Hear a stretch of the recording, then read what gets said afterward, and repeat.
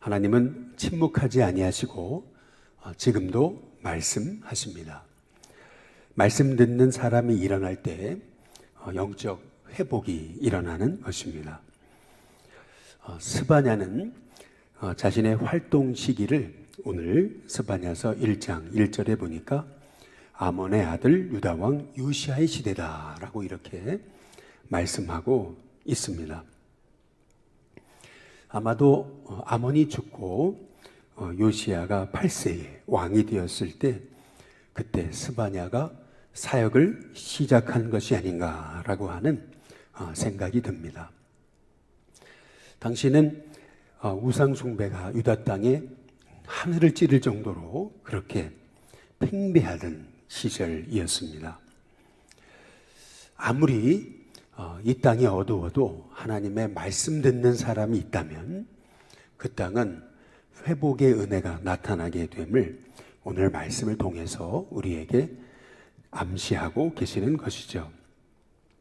오늘 말씀에 보면 놀랍게도 이 스바냐는 자신을 히스기야의 현손이다 라고 이렇게 소개하고 있습니다. 히스기야가 누구입니까? 히스기야는 영적으로 어두웠던 이스라엘에 하나님의 말씀의 불을 밝혔던 그러한 믿음의 왕이었던 인물이죠. 왜 여기 스바냐는 자신을 히스기야의 현손이다 라고 이렇게 자기의 출신 배경을 밝히고 있을까라고 하는 점입니다. 자기 가문이 이렇게 대단한 가문이다 라고 하는 것을 이렇게 사람들에게 소위 알리고 뻐기려고 하는 그러한 뜻에서 히스기야의 현손이다 라고 그렇게 얘기했을까요? 나 이런 사람이야 건들지 마 그런 의미였느냐라는 겁니다. 그것이 아니죠. 왜 히스기야의 현손이다 라고 하는 것을 강조하고 있는 거냐면은 히스기야 왕 때 이스라엘의 그 우상들이 철폐되어지고 영적인 부흥운동이 일어났었잖아요. 마찬가지죠. 하나님은 하나님의 말씀을 히스기야 시대에 이사야에게 주셔서 그 이사야의 입에 넣어주신 그 말씀을 통해서 하나님은 어두웠던 이스라엘을 밝히셨듯이 지금 요시야 시절 이 어두운 이스라엘을 말씀으로 밝히시기 위해서 하나님은 스바냐라고 하는 선지자의 입에 하나님의 말씀을 넣어주셔서 다시금 영적인 회복의 역사를 나타내 주신다라고 하는 것이죠. 언제나 이 모든 영적 회복의 주체는 하나님이시라고 하는 사실을 우리가 오늘 말씀을 통해서 우리가 깨닫게 되는 겁니다. 히스기야 시절에 임하셨던 하나님의 말씀이 여기 요시야 시대에 하나님의 말씀이며 그 말씀이 임하는 도구로 하나님이 사용하셨던 인물, 선지자, 그 사람이 바로 스바냐였던 거죠. 저와 여러분에게도 이 2022년을 마감하는 이 시점에서 하나님의 말씀이 저와 여러분 가운데 임하게 되시기를 주님의 이름으로 축복합니다.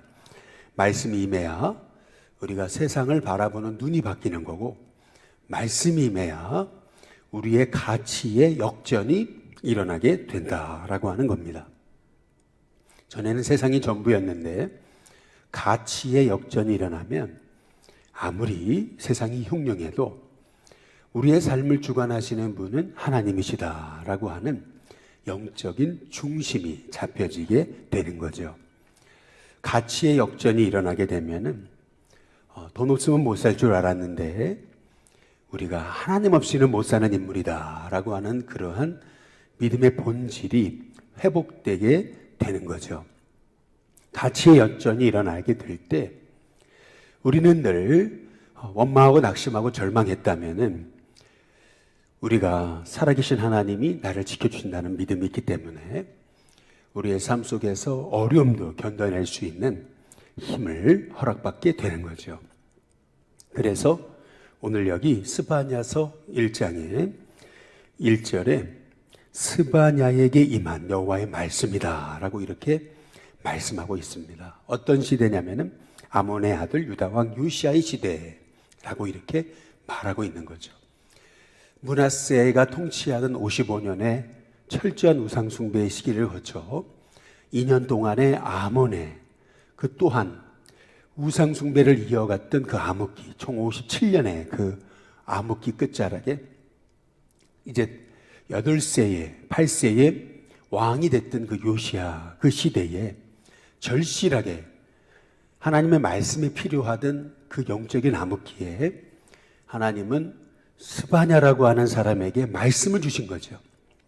그래서 요시아로 하여금 어렸을 적에 다시금 하나님을 찾게 하시고 하나님 말씀이 한 왕에게 들어가니까 그 땅에 우상숭배했던 것이 그 땅이 고통받았던 이유였다라는 것을 깨닫게 되고 그 땅에 다시금 영적인 회복의 역사가 시작되는 계기가 되었던 것처럼 마찬가지로 저와 여러분의 심령에도 하나님의 말씀이 임해서 우리의 삶에 세상을 바라보는 가치의 역전, 진짜 하나님 기뻐하시는 그 본질이 무엇인지 깨달아 아는 귀한 은혜가 있게 되시기를 주님의 이름으로 축복합니다.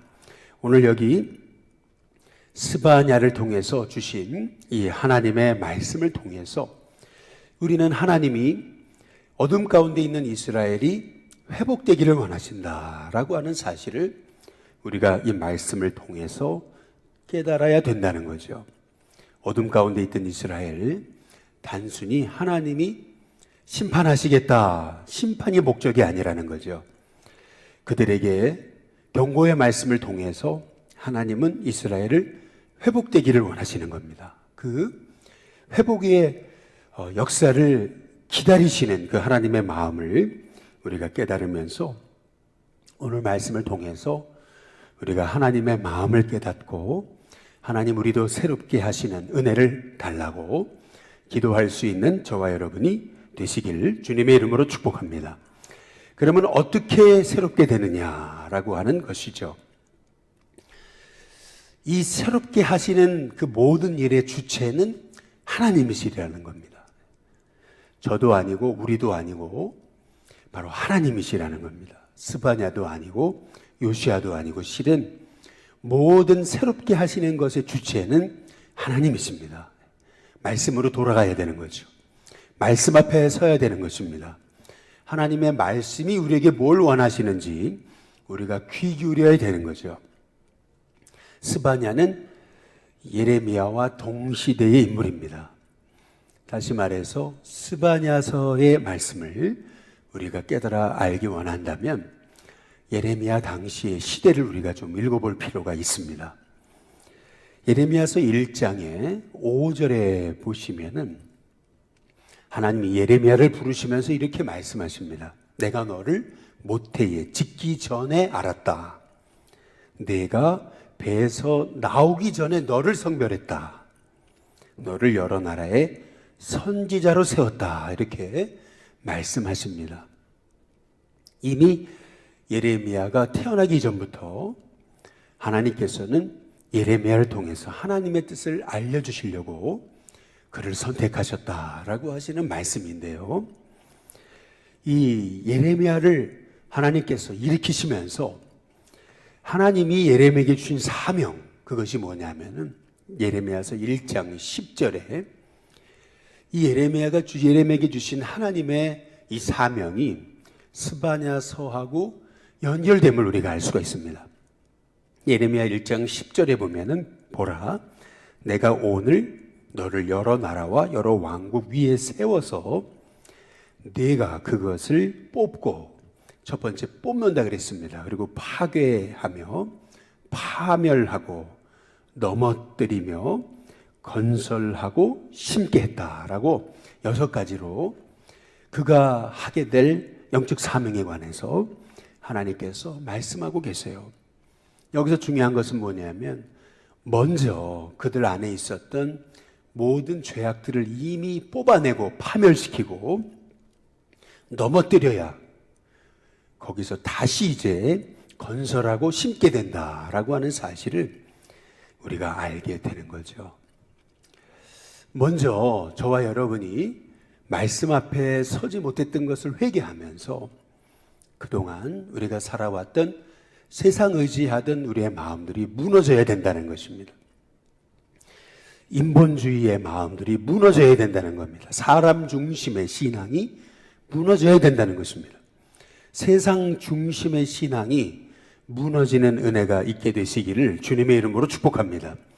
먼저 불신앙했던, 불순종했던 그 모든 것들이 무너져야 잡초를 뽑아내고 그리고 돌들을 골라내야 거기에다가 땅을 골고루 이렇게 씨 뿌리기에 좋게, 씨가 자라기 좋게 다시 땅을 기경해야 거기에 씨를 뿌릴 때 그 씨가 자라고 열매 맺는 거죠. 그래서 하나님은 먼저 파멸하십니다. 하나님은 먼저 무너뜨리세요. 새롭게 하시려고 하는 거죠. 어찌 본다면은 코로나가 많은 교회와 또 이 땅의 성도들에게 신앙의 위기를 가져다 줬다고 하지만은 그러나 어찌 보면은 하나님은 우리의 잘못됐던 신앙을 무너뜨리시고 이제 다시 우리의 신앙을 일으키시려고 하는 하나님의 계획이실지 모릅니다. 여지껏 우리가 의지했던 그런 모든 세상 방법들 이제는 다 무너뜨려라고 말씀하고 계시는 거죠. 인간의 힘으로 하려고 했던 것들 다 무너뜨려라. 네가 하려고 했던 것들 다 무너뜨려라. 이제는 내가 한다라고 하나님께서 말씀하시는 것이 아닌가라고 하는 생각을 갖는 겁니다. 오늘 여기 스바냐서에서도 1장 한번 2절에 보시면은 여호와께서 이르시되라고 말합니다. 내가 땅 위에서 모든 것을 진멸하겠다라고 말씀하십니다. 그러면서 3절에 내가 사람과 짐승을 진멸하겠다. 공중의 새와 바다의 고기와 거치게 하는 것과 악인들을 아울러 진멸할 것이다. 진멸하겠다라고 하는 것을 3번이나 말씀하시죠. 그리고 나서 그 다음에 내가 사람을 땅 위에서 멸절하겠다 이렇게 말씀하십니다. 여호와의 말이니라. 진멸하겠다라고 하는 말씀을 3번 하시고 이제 멸절하시겠다라고 하는 말씀도 3번 하세요. 이 4절에 보니까 내가 유다와 예루살렘의 모든 주민을 위에 손을 펴서 남아있는 바알을 그곳에서 멸절하겠다. 그 말임이란 이름과 및 그 제사장들을 아울러 멸절하겠다. 하나님께서 이스라엘의 그 우상숭배, 이스라엘의 그 모든 그 영적인 기초를 다시 기초부터 뿌리 뽑아가지고 다시 세우겠다라고 하나님께서 말씀하시는 그 하나님의 말씀이 진멸하겠다, 멸절하겠다라고 이렇게 말씀하시는 것을 볼 수가 있습니다. 먼저 우리의 죄악된 삶을 무너뜨려야 됩니다. 그동안 우리 안에 있었던 불신앙을 무너뜨리고 우리 안에 있었던 불신앙의 언어들, 하나님을 기쁘시게 하지 않았던 죄악된 삶을, 불순종의 삶을 무너뜨려야 거기에 하나님의 새로운 역사가 일어나게 되는 거죠. 왜 하나님이 이렇게 하나님이 사랑하시는 유다 땅을 멸절하고 진멸하겠다고 말씀하시는 건가? 그것이 6절에 나와 있습니다. 6절에 보시면은 여호와를 배반하고 따르지도 아니하고 찾지도 아니하고 구하지도 아니했기 때문이라고 말씀하고 계시는 거죠. 하나님을 등지고 하나님 따르지 않습니다. 그리고 찾지도 않아요. 구하지도 않는. 다시 말해서 하나님을 철저히 잃어버린, 뿌리부터 병들어버린 그 이스라엘 땅, 하나님이 그 땅을 새롭게 하셔야 되는데 그 땅을 새롭게 하시려고 단순히 그냥 복 주시고 단순히 비 내리게 하시고 단순히 먹을 것 주신다고 그 땅이 회복되는 것이 아니라는 겁니다. 그 땅을 회복하려면 뿌리부터 완전히 뿌리째 뽑아가지고 다시 하나님이 건설하고 심으셔야 된다는 거죠. 예레미야에게 주신 말씀처럼 뽑아야 됩니다. 먼저 그 불순종의 모습을 뽑아버리고 그리고 파괴하고 파멸하고 넘어뜨리고 그리고 나서 다시 건설하고 심게 하시려고 하시는 그런 하나님의 계획이라는 것을 우리가 알 수가 있는 거죠. 왜 그 모든 하나님을 의지하지 않던 것들을 다 멸절하고 진멸하고 뽑아버려야 되는가? 그 이유가 있습니다. 그 이유는 뭐냐면 9절에 보시면은 그날의 문턱을 뛰어넘어서 포악과 거짓을 자기 주인의 집에 채운 자들을 내가 벌하리라. 이렇게 말씀합니다. 하나님을 떠나면은 결국 나타나는 현상은 거짓, 다시 말하면 속임수, 진실하지 못함, 그리고 포악이라고 하는 것입니다. 하나님을 떠나면 그 땅 가운데 남는 것은 거짓됨, 그리고 폭력뿐이라고 하는 제 것이죠.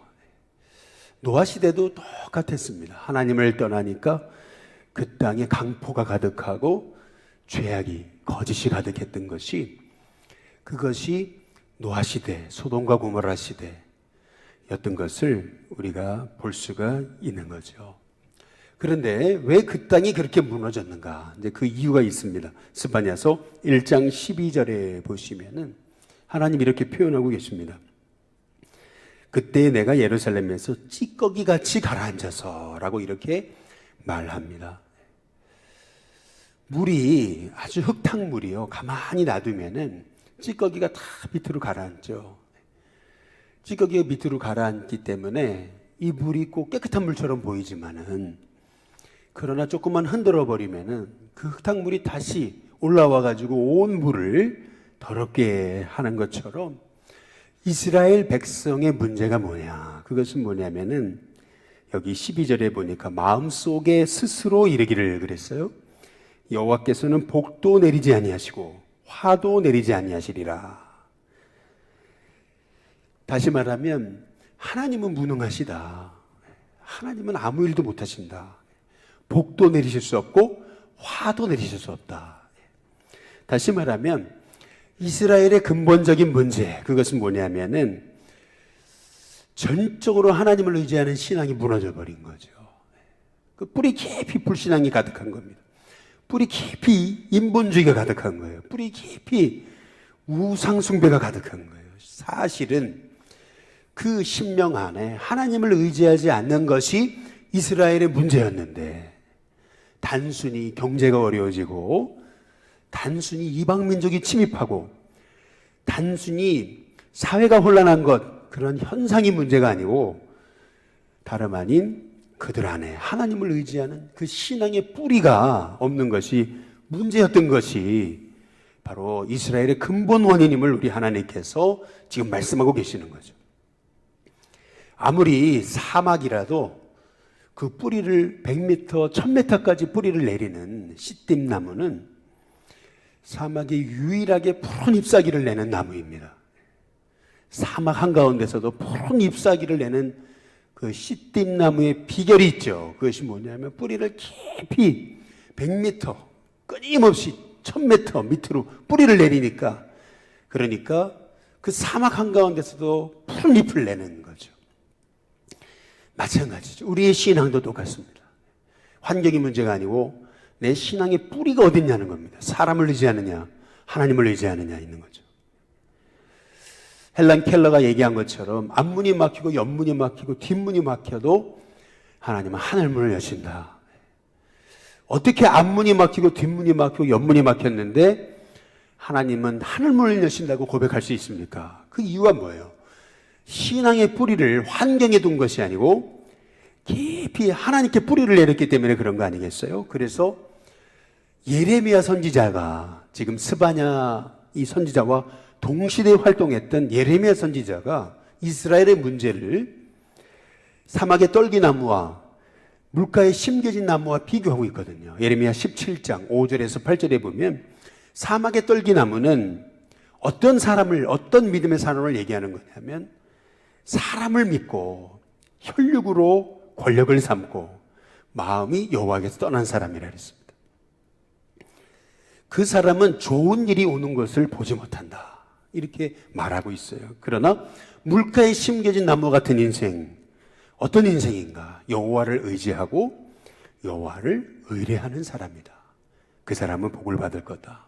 어떤 복을 받냐면 물가에 심겨진 나무가 그 뿌리를 강변에 뻗쳐요. 그래서 더위가 올라갈지라도, 그리고 가무는 해에도 걱정이 없고 두려움이 없고 결실이 그치지 아니함 같다라고 그렇게 말씀하고 있는 거죠. 결국에는 우리 신앙의 문제는 이 땅에 경제가 어렵고 뭐 상황이 어렵고 또 정세가 혼란한 것에 있는 것이 아니고, 우리의 신앙의 문제는 하나님께 정말 뿌리를 내렸나, 하나님이 지금도 내 삶 속에 이 어려움 가운데도 역사하시는 하나님인가, 우리가 여전히 하나님의 신실하심을 신뢰하고 있는가 라고 하는 것이 결국에는 우리의 신앙에 하나님의 역사하심을 볼 수 있는 열쇠라고 하는 거죠.